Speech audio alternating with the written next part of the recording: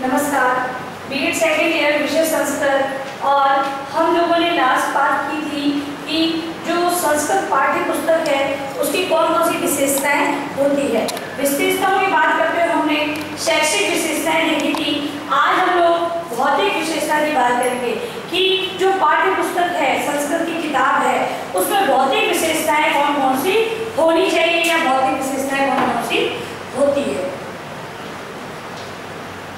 भौतिक विशेषताओं के अंतर्गत यदि हम देखें तो शिक्षा के स्तर के अनुकूल उसका आकार होना चाहिए। शिक्षा के स्तर के अनुकूल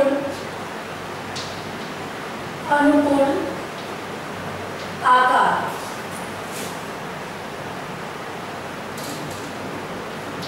आकार मतलब कि जो किताब है उसकी जो साइज है, उसका जो आकार है वो बच्चों के हिसाब से होना चाहिए कि मतलब छोटी कक्षाओं के लिए पुस्तक यदि छोटी बनाई जाए और बड़ी कक्षाओं के लिए उसे बड़ा बनाया जाए तो वो सही रहेगा। तो भौतिक विशेषता है उसके अंतर्गत वो स्तर के अनुकूल, शिक्षा के स्तर के अनुकूल उसका आकार होना चाहिए। नेक्स्ट है लंबाई उपयुक्त। लंबाई उपयुक्त, क्योंकि ज्यादा बड़ी पुस्तकें हैं वो यदि बच्चा बैग में रखता है तो परेशानियों का सामना करना पड़ता है। तो जो किताब की जो लंबाई है उसको ध्यान में रखकर ही बनाया जाना चाहिए। अगला है आयु तथा शैक्षिक स्तर को या शिक्षा के स्तर को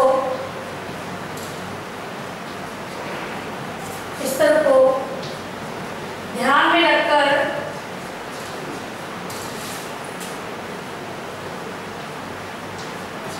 टाइपिंग या मुद्रण भी बोल सकते हैं।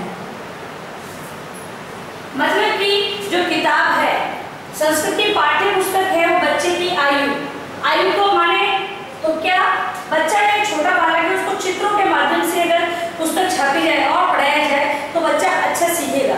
और शिक्षा के स्तर अगर कुछ कक्षाओं में अगर वो जो कुछ शब्द हैं पाठ के अंतर्गत, कुछ ऐसे शब्द होते हैं जिन्हें हाईलाइट किया जाता है, जिन्हें बड़ा करके दिखाया जाता है, तो पुस्तक के अंतर्गत भी जो टाइपिंग है उसमें विशेष ध्यान रखा जाए कि जो शब्द हाईलाइट करने वाले हैं, जिनको बड़ा दिखाना है, उसे बड़े रूप में छापा जाए। और यही विशेषता होती है अच्छी पाठ्य पुस्तक के अंतर्गत। अगली है बाह्य रूप आकर्षक। बाह्य रूप आकर्षक, जो पुस्तक का बाहरी आवरण है, जो पेज है, वो कैसा होना चाहिए? आकर्षक होना चाहिए। ये विशेषता एक अच्छी पाठ्य पुस्तक के अंतर्गत होगी। और है नेक्स्ट जिल्द मजबूत। जिल्द मजबूत यानी कि जो कवर चढ़ाया गया है पुस्तक के अंतर्गत वो कवर कैसा होना चाहिए? मजबूत होना चाहिए, क्योंकि बच्चा यही पुस्तक को पूरे वर्ष भर पढ़ता है, उसे बार बार उपयोग में लाता है, अभ्यास हेतु, पढ़ने हेतु विभिन्न प्रकार से उसका उपयोग करता है। इसीलिए जो जिल्द चढ़ाया जाता है वो जिल्द मजबूत होना चाहिए। मूल्य उपयुक्त, भौतिक में क्या आएगा? मूल्य उपयुक्त।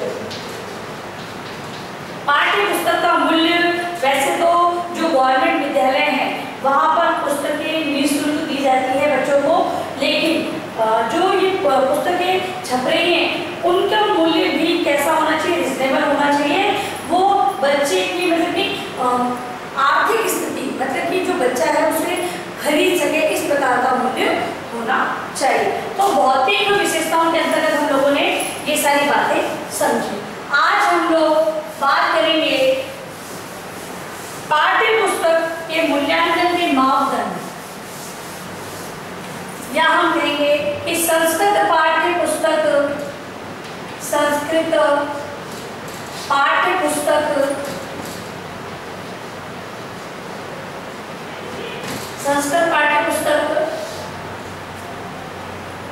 के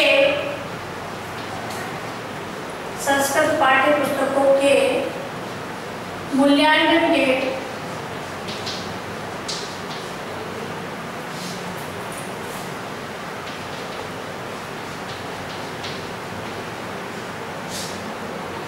मापदंड।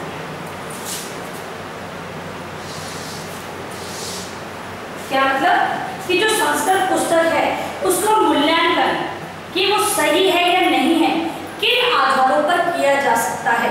कि कोई भी पुस्तक है, अब हम यहाँ पर संस्कृत की पुस्तक ले रहे हैं क्योंकि हम लोग इसे क्या पढ़ रहे हैं, संस्कृत का शिक्षण शास्त्र।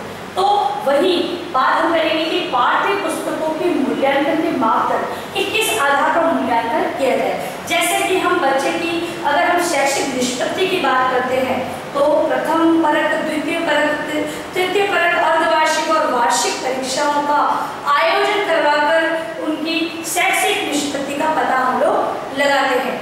वही बात हम बात कर रहे हैं पाठ्य पुस्तक की। तो पाठ्य पुस्तक है उसके मूल्यांकन की, उसकी जांच के लिए कौन कौन से मानदंड निर्धारित है उसके बारे में हम लोग समझेंगे। पहला है प्रकाशन सामग्री। प्रकाशन सामग्री, प्रकाशन यानी जो प्रकाशित की जा रही है वो सामग्री, उस पर आधारित कौन कौन से आप लोगों को कौन कौन से हम लोग चीजें देखेंगे। तो उसके अंदर हम देखेंगे पाठ्य पुस्तक का नाम, तो प्रकाशित होती है तो पुस्तक का नाम। प्रकाशन सामग्री के अंतर्गत किन चीजों की जांच की जाएगी। भाई किताब छपी है, आपको उसका पता लगाना है कि वो सही है नहीं है सही, तो उसका पता कैसे लगाएंगे। तो प्रकाशन सामग्री के अंतर्गत आप लोग किन चीजों को देखोगे। तो पुस्तक का नाम, लेखक या लेखकगण या लेखकगण। अब मैंने यहाँ पे एक को लेखक लिखा और लेखकगण लिखा क्योंकि कहीं पर तो होता है लेखक स्वयं उसको रचना करता है और कहीं पर उनके साथियों द्वारा वो मिलकर करता है। तो ये दोनों चीज हमें वहां पर देखनी है प्रकाशन सामग्री के अंतर्गत। नेक्स्ट है प्रकाशक, कौन प्रकाशित कर रहा है, इस प्रकार की सूचना है या नहीं है वहां पर। फिर पृष्ठों की संख्या, पृष्ठों की संख्या भी निर्धारित की गई है या नहीं की गई है, इस प्रकार से हम कर सकते हैं। फिर है पुस्तक का मूल्य,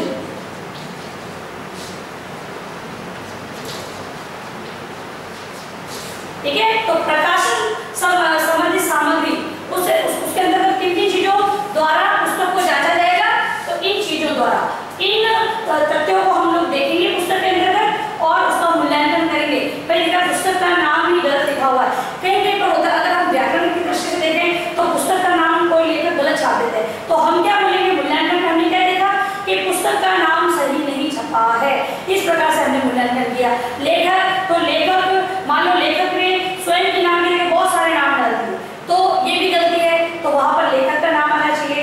और उनके अगर साथियों का है तो 1, 2, 3 हो सकते हैं, ज्यादा 5 रहेंगे, इससे ज्यादा नहीं हो सकते हैं। तो लेखकगण कितने हैं। फिर प्रकाशक, तो प्रकाशक जो छाप रहा है उसका नाम है या नहीं है, जो पब्लिशर है जो पुस्तक को प्रकाशित कर रहा है उसका नाम पुस्तक में दिया गया है या नहीं दिया गया है। तो इस प्रकार से हम प्रकाशन सामग्री के अंतर्गत किन चीजों द्वारा पाठ्य पुस्तक का मूल्यांकन करेंगे। दूसरा है यांत्रिक तत्व। यांत्रिक तत्व, यांत्रिक तत्व के अंतर्गत हम लोग किन चीजों को देखेंगे। तो पुस्तक का आधार,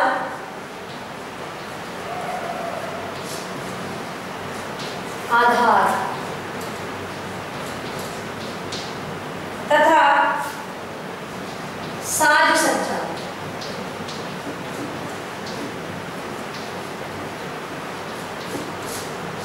अब अगर हम आधार की बात करें तो पुस्तक जो मतलब कि जो बेस होता है पुस्तक का, अगर मोटी है तो किस प्रकार से उसको एडजस्ट किया हुआ है, पतली है तो किस प्रकार किया गया है, और उसको अगर कुछ चीजें हाईलाइट करने की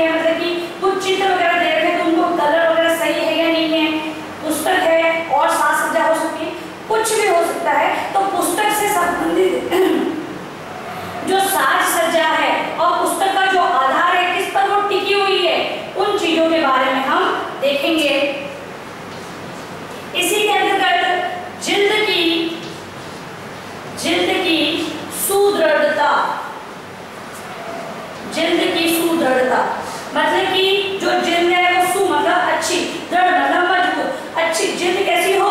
अच्छी और मजबूत हो। इस प्रकार का हम जांच करेंगे। नेक्स्ट है कागज। अब जो किताब में कागज दिए गए हैं, जिन कागजों पर किताब को छापा गया है वो कागज किस श्रेणी में आते हैं, वो अच्छे हैं या नहीं है, उसकी जांच होगी। अगला है छपाई। अब छपाई उसमें सही प्रकार से हुई है या नहीं है, कहीं पर मिसप्रिंट भी हो सकता है, कहीं पर दोबारा भी प्रिंट एक के ऊपर एक प्रिंट हो सकता है। तो हम लोगों को छपाई से संबंधित मूल्यांकन भी करना होगा पाठ्य पुस्तक के माध्यम के अंतर्गत। नेक्स्ट है मार्जिन की चौड़ाई। मार्जिन की चौड़ाई।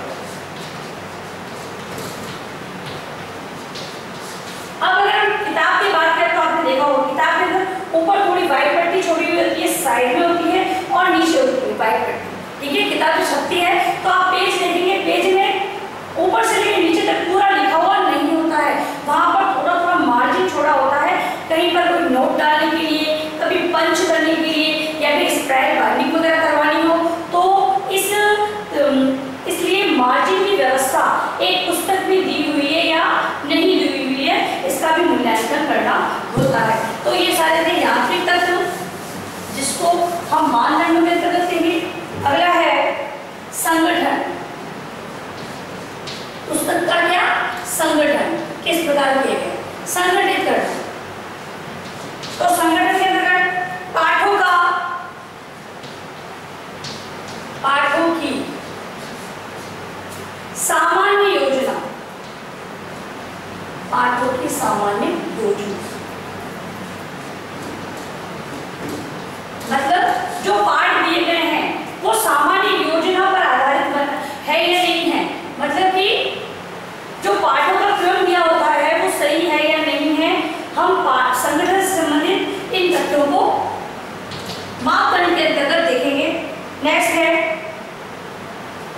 पाठों का तर्कसम्मत विभाजन। पाठों का तर्कसम्मत विभाजन।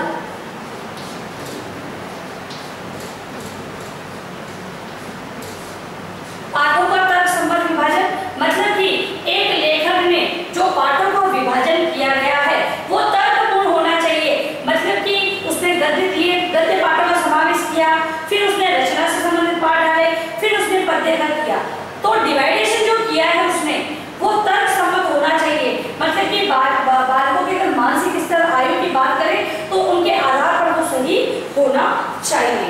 नेक्स्ट है इसी में पाठों की पूर्णता। पाठों की पूर्णता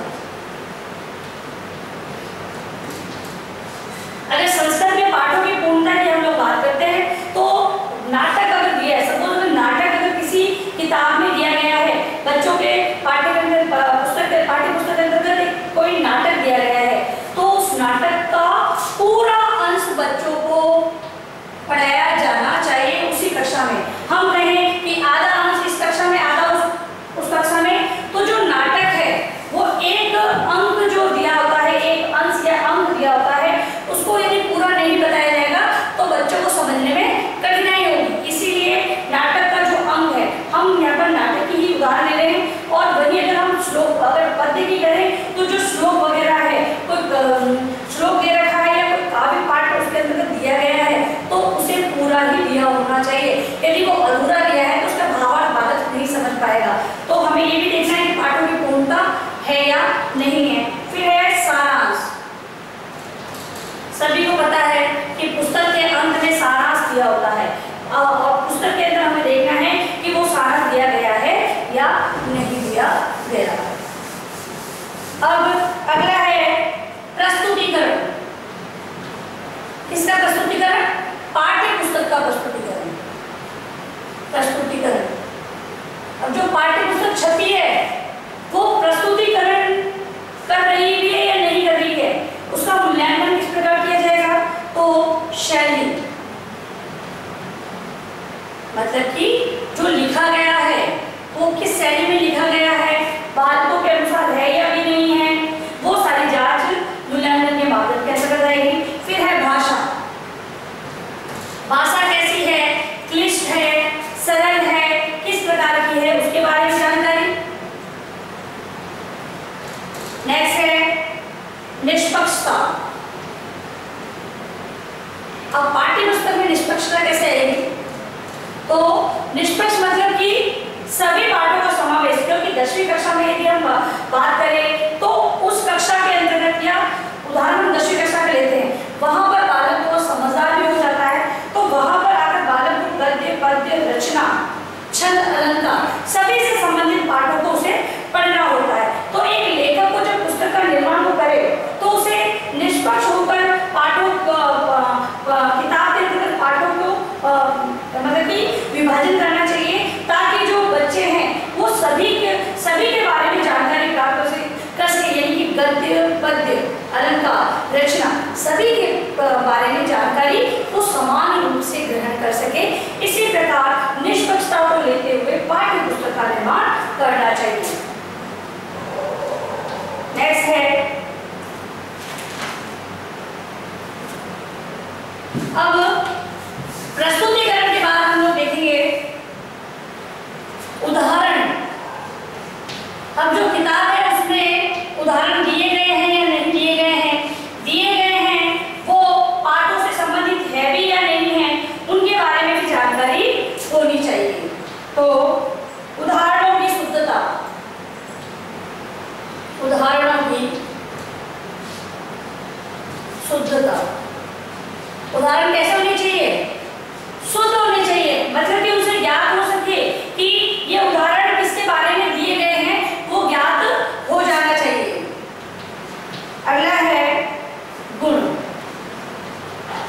गुण मतलब कि अननेसेसरी उदाहरणों को नहीं लेना है, जो अनुपयोगी उदाहरण है उसका प्रयोग पाठ्य पुस्तक के अंतर्गत नहीं किया जाना चाहिए, क्योंकि बच्चा है, एक तो वो संस्कृत विषय वैसे भी कठिन है, वो एक तो संस्कृत को समझने की कोशिश करेगा, और लेखक है जो उदाहरण और डाल देगा उसके अंदर, क्योंकि संस्कृत का उदाहरण तो संस्कृत में ही होगा, तो संस्कृत का उदाहरण संस्कृत में होगा। पहली बात तो ये कि उस कठिन भाषा को समझने में उसे वैसे कठिनाई हो रही है, और लेखक गुण रहित उदाहरणों को अगर उसमें इंक्लूड कर देता है तो बालक को वैसे ही समस्या उत्पन्न होगी। इसीलिए जो उदाहरण है वो गुण को लेते हुए होने चाहिए। अगला है विद्यार्थियों के लिए उपयुक्त, विद्यार्थियों के लिए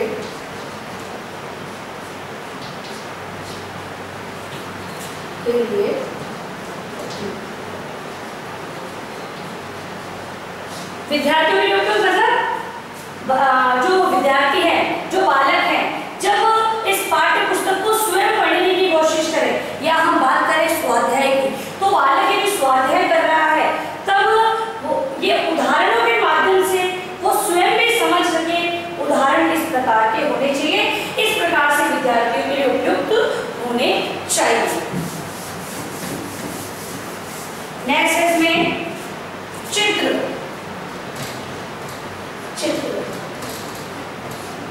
चित्र कैसे होने चाहिए, विभिन्न उपयोगी चित्रों का समावेश, विभिन्न उपयोगी चित्रों का समावेश।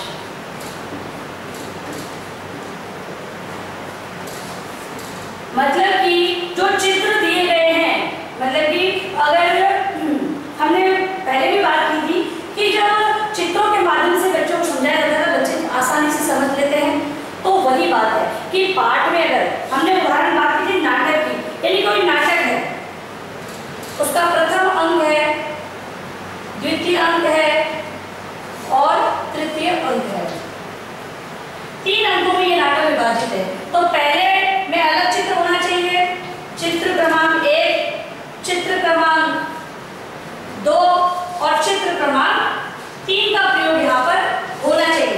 ऐसे नहीं कि प्रथम अंक में चित्र दे दिया और द्वितीय और तृतीय के लिए भी वही है। तो ये नाटक है वो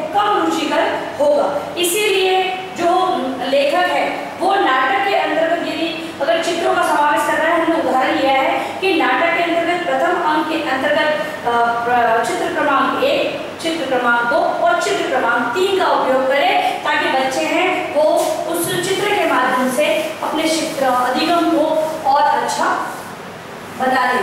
इसीलिए चित्रों का समावेश किया जाना चाहिए। नेक्स्ट है प्रश्न। प्रश्न बात पाठ्य पुस्तक की हो रही है, किताब की हो रही है, संस्कृत की किताब की, तो उसी का मूल्यांकन करने के लिए हम मापदंड निर्धारित कर रहे हैं। कौन कौन से मापदंडों पर आप किताब का मूल्यांकन कर सकते हो।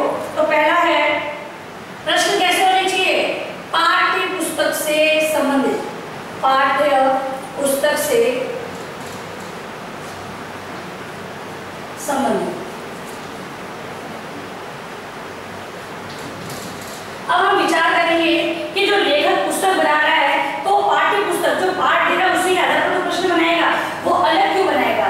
तो दिखती बात है कि हम बात कर रहे हैं सृजनात्मकता की, कि पाठ्यक्रम में सृजनात्मकता को लिया जाए। बालक है वो स्वयं कुछ कार्य को करे, खुद सृजन करे। तो यहाँ पर यदि सृजनात्मकता को हम ध्यान में रख रहे हैं, तो हो सकता है लेखक अपने अनुसार देखकर और ऐसा प्रश्न निर्धारित कर दे जो क्रिएटिविटी पर तो आधारित हो, लेकिन बालकों के लिए वो कठिन हो।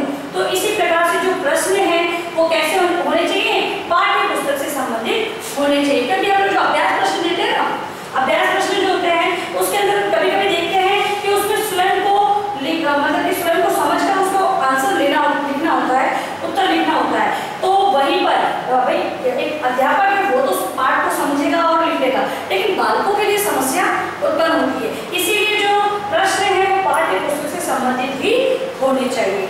और फिर उनकी विस्तृतता, उनकी विस्तृतता। अब विस्तृतता से हम क्या मतलब लेंगे कि प्रश्न जो बहुत विस्तारित होने चाहिए, नहीं, विस्तृतता से मतलब हम कोई 4 लाइन का प्रश्न या 6 लाइन के प्रश्न की बात नहीं करेंगे। बात हम क्या करेंगे कि जो प्रश्न है वो अगर 4 शब्दों में भी लिखा है तो उसका भावार्थ बच्चे समझ जाएं, उसका अर्थ समझ जाएं कि इस प्रश्न के माध्यम से लेखक हमसे क्या पूछ रहा है, क्या कहना चाह रहा है, हमें उत्तर में क्या लिखना है। तो प्रश्न की विस्तृतता के अंतर्गत क्या ध्यान रखना है कि जो प्रश्न है वो स्पष्ट है या नहीं है। अगला है शिक्षक और शिक्षार्थी। शिक्षक और शिक्षार्थी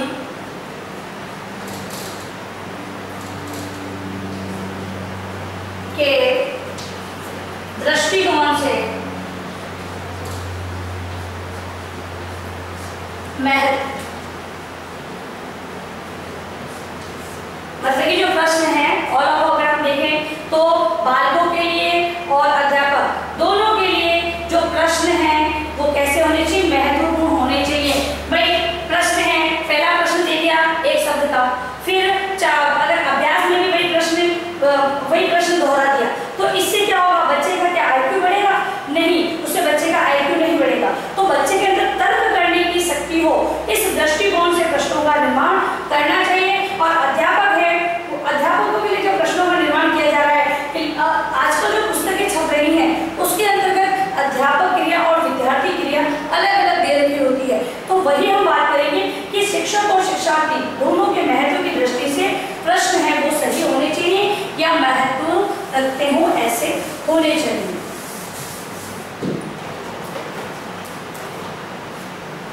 नेक्स्ट है परिशिष्ट या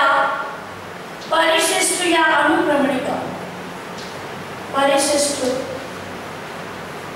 या अनुक्रमणिका।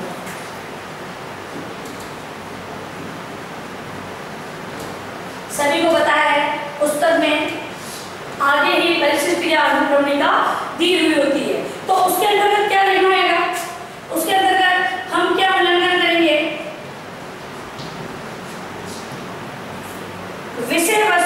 विषय सूची। विषय सूची मतलब जो विषय दिया गया है, अगर संस्कृत की बात करें संस्कृत खुद विषय है। अब हम पुस्तक की बात करें तो यहाँ पर गद्य पद्य व्याकरण रचना इससे संबंधित विषय की हम जांच करेंगे। इसके बाद है व्यवहारिकता। व्यवहारिकता, क्या व्यवहारिकता होगी अनुक्रमणिका में? तो व्यवहारिकता की यदि बात करें तो ये अनुक्रमणिका बनी हुई है। क्रम संख्या, पाठों के नाम, पृष्ठ क्रमांक, ठीक है, ऐसे बनी होती है अनुक्रमणिका। तो उसके अंतर्गत कोई भी देखे कि यहाँ पर क्रम संख्या दे रखी है, पाठ संख्या 1, नाम ये और इस पेज पर है, हमें देखते ही पता चल गया कि कौन से पेज पे कौन सा पाठ है। तो इसी प्रकार की अनुक्रमणिका होनी चाहिए जिससे कि लेखक स्वयं देखे या कोई और व्यक्ति देखे या बच्चे हैं जो विद्यार्थी हैं पढ़े, तो अनुक्रमणिका वो खुद भी, वह स्वयं भी व्यवहार में ले सके या फिर उसका उपयोग कर सके। ऐसा नहीं कि आप उसको बहुत ही डिफिकल्ट बनाएं जिससे कि बच्चे भी उसको समझ नहीं पाए। तो व्यवहारिकता इस प्रकार से कि कोई भी उसे समझ सके। अगला है पूर्णता। अब जब पूर्णता की हम बात करेंगे तो अनुक्रमणिका जो बनी हुई है वो पूर्ण होनी चाहिए।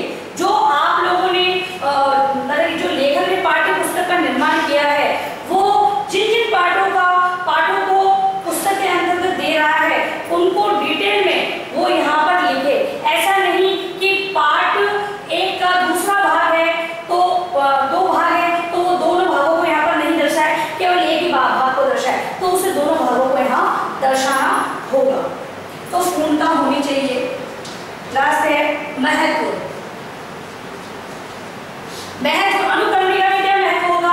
तो महत्व का दृष्टिकोण से अगर हम देखें तो वो सभी के लिए महत्वपूर्ण होनी चाहिए, जिससे कि बालक है, शिक्षक है, वो जब अपने शिक्षण और अधिगम कार्य को करें तो उन्हें मतलब सुविधा हो या फिर उनके लिए वो सहायक हो।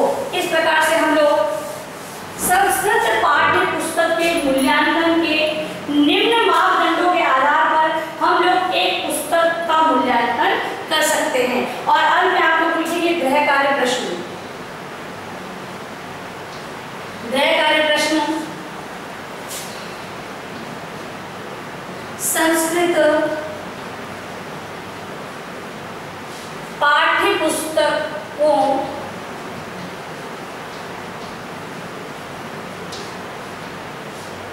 संस्कृत पाठ्य पुस्तकों के मूल्यांकन के लिए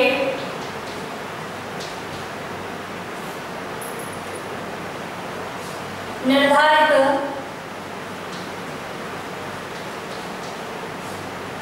मापदंडों को